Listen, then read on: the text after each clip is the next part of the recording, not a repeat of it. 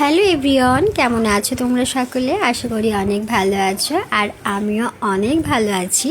এই ব্লগটা দিতে একটু দেরি হয়ে গেল, যেহেতু এডিট করা হয়নি একটু সমস্যার জন্য। যাই হোক, আজ তোমাদের সামনে নিয়ে চলে এলাম আমার মাম্মাম সোনার জন্মদিনে আমি কী কী করলাম।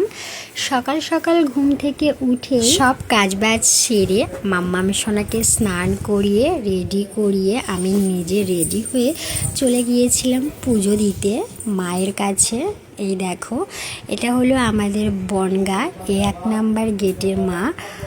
এখানেই পুজো দিতে চলে এসেছিলাম। আমাদের বাড়ির কাছে মন্দির ছিল, কিন্তু সেখানে যেতে পারিনি, কারণ ওইখানে ঠাকুর মশাই নাকি আসবেন না। এই কারণে এখানেই চলে এলাম। এর আগেও আমি এখানে এসেছি, আর আজ আবার এলাম। তবে এদিন কিন্তু আমার মাম্মাম সোনা খুব লক্ষ্মীবন্ত মেয়ে হয়ে চুপচাপ আমার কোলে বসেই ছিল, একদমই দুষ্টুমি করেনি। আর উপরন্তু ঠাকুর মশাই কীভাবে পুজো করছে, কি করছে, আমাকে কি দিচ্ছে, ও সব কিছুই দেখছিল। তবে ক্যামেরা ধরে রাখতে সুবিধে হয়েছে একটি কারণে, মাকে আমি সঙ্গে নিয়ে গিয়েছিলাম, মা উপোস ছিল না, ওই কারণে ক্যামেরাটা ধরে রেখেছে আরও খুব ভালো করে। যাই হোক, আমার পুজো দেওয়া সম্পূর্ণ হলো খুব ভালোভাবেই। লাস্টে আমার মেয়েকে একটু আশীর্বাদ করে দিল, এবার আমিও একটু প্রণাম করে নিলাম। এবার লাস্টে একটু আমি আর মাম্মাম সোনা দুজনেই একটু মায়ের সঙ্গে কিছু ভিডিও আর কিছু ফটো ক্লিক করে নিলাম, যেহেতু এটা পোস্ট করতে হবে তোমাদের সামনে, ওই জন্যই।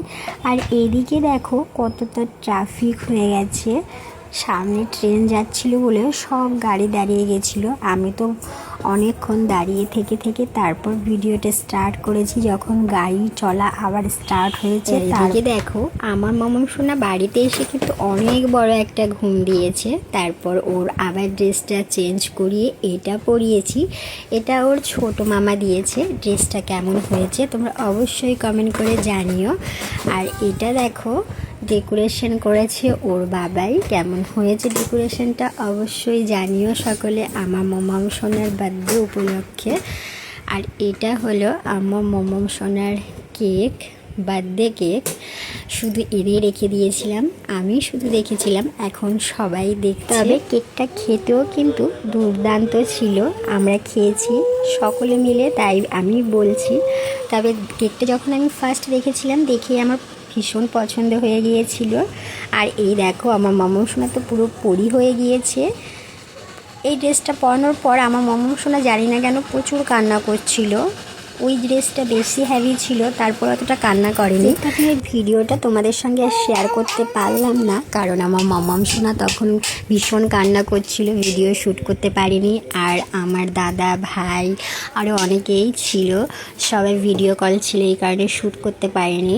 যাই হোক, আজকের মতো আমার ভিডিওটা আমি এখানেই শেষ করছি। দেখা হচ্ছে তোমাদের সঙ্গে আমার আর একটা নতুন পরবর্তী ভিডিওতে। সকলেই ভালো থেকো, সুস্থ থেকো, আর আমাকে এইভাবে একটু লাইক কমেন্ট শেয়ার করে সকলেই পাশে থেকো।